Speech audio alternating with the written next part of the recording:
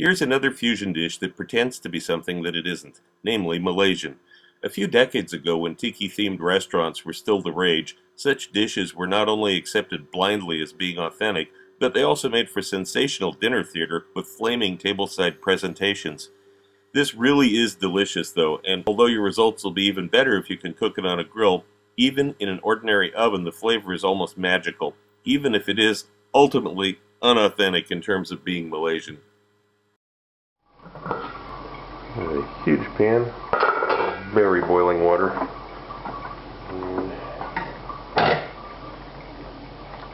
Put our chicken in it. It has to be big enough to hold the whole chicken, of course. Just for about 1 minute. And this will kill the bacteria that are on the outside, for one thing. It'll also suck up the skin, make it tighter.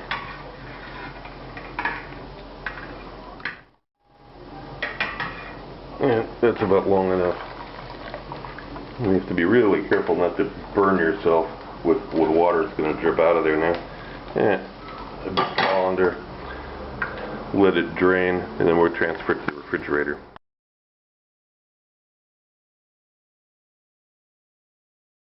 Making the glaze, I've got already in the pot onions, the fresh red chilies, dried red chilies, garlic. I'm going to add to this the orange zest, sugar, and orange juice. And we're going to heat this up to a simmer and let. This is the level of slow simmer you want to keep it at.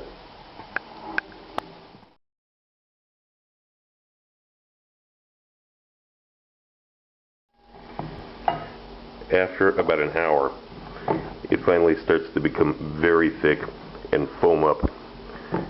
This is the stage that we were trying to get it to slowly. If you could see this, very thick now. So now that we've reached that caramel stage, I'm going to add the butter in, and I've killed the heat. I'm just going to let the residual heat from this melt the butter. And then, while it's still warm, you need to work it through a sieve. You can't be slow on this because once it cools down, it'll be too thick. You won't be able to get it through the sieve. Now, once it's through the sieve, we're going to thin it out just a little bit with about a tablespoon of lemon juice.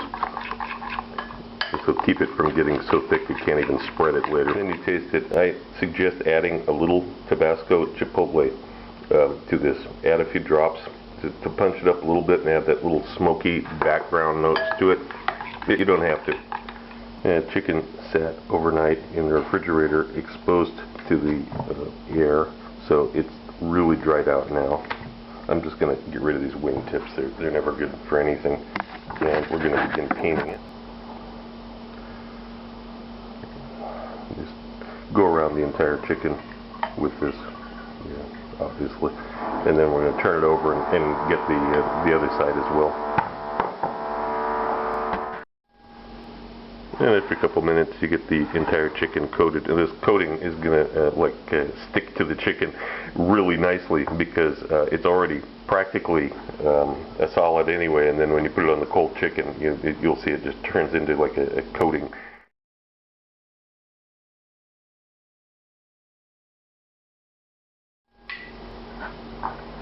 After 30 minutes, I take this out, flip it over, and we'll touch it up with a little bit more of the glaze here.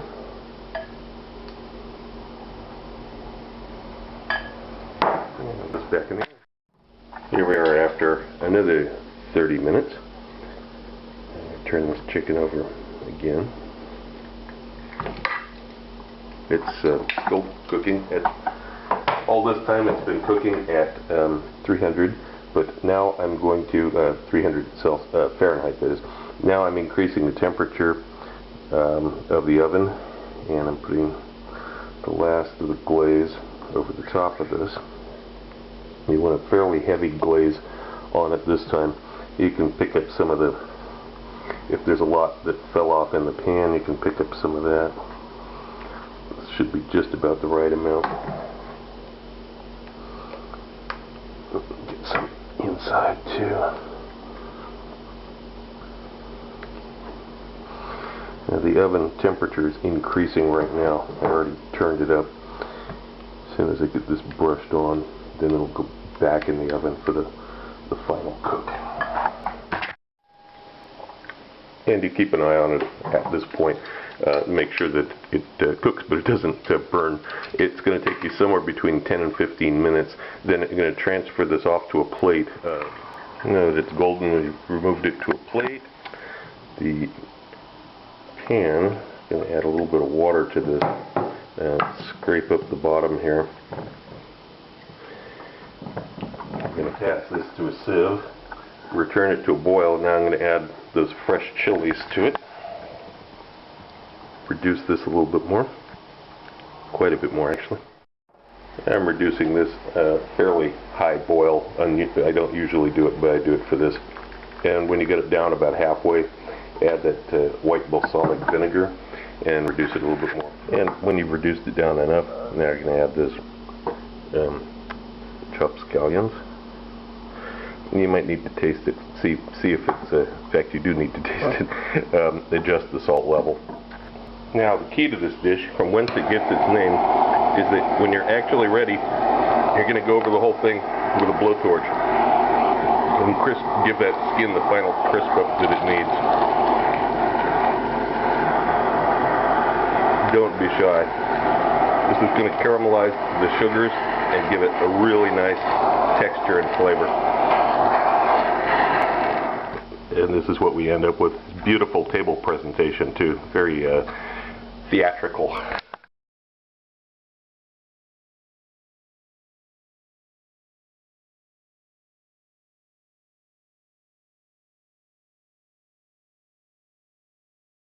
Also look for my cocktail book, Cocktails of the South Pacific and Beyond, Advanced Mixology, available through Amazon online.